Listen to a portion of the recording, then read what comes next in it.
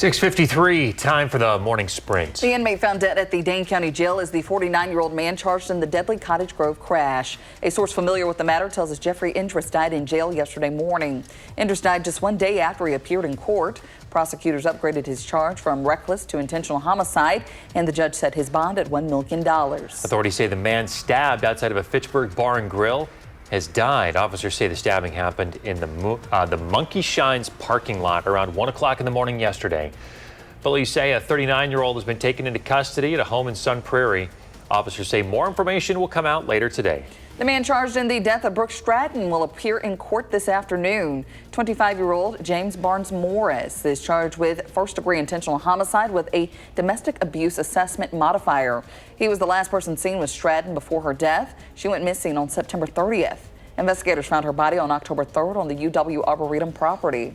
The Sauk County Sheriff's Office investigating a fire truck crash that left 2 firefighters with non-life-threatening injuries. Officials say one of their water tenders lost control on Highway 113 north of Highway 78 near Lake, Wisconsin.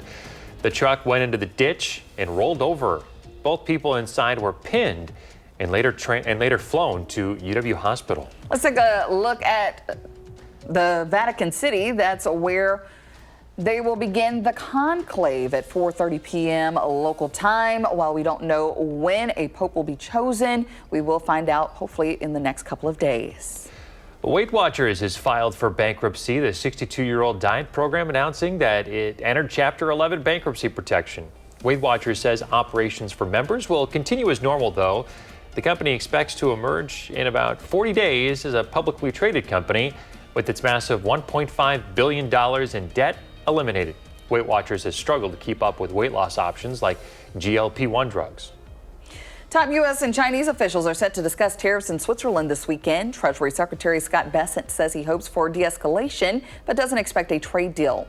The Chinese Commerce Ministry confirms the talks. The Trump administration says this is the highest level negotiation since the U.S.-China trade war began. Pakistan says 26 people have been killed after an Indian military strike into Pakistan-controlled territory. The attack comes after a month of turmoil between the countries, following an attack on tourists in the disputed region of Kashmir. India says the missiles were used to strike infrastructure used by militants linked to that attack. Still, it's one of the worst altercations between the countries in decades. Temperatures are still going to be pushing the 70-degree mark later this afternoon. It just won't be as warm as what we had yesterday. And then cooler tomorrow, 64 only, before our big warm-up into Mother's Day weekend. And next week, we'll be pushing the upper 70s and even the lower 80s with some sunshine. All right, those spring-like temperatures finally coming to us. Yeah, May coming in full swing. All right, Sure Savannah, thank you. We're back in 30 minutes with the news and weather update.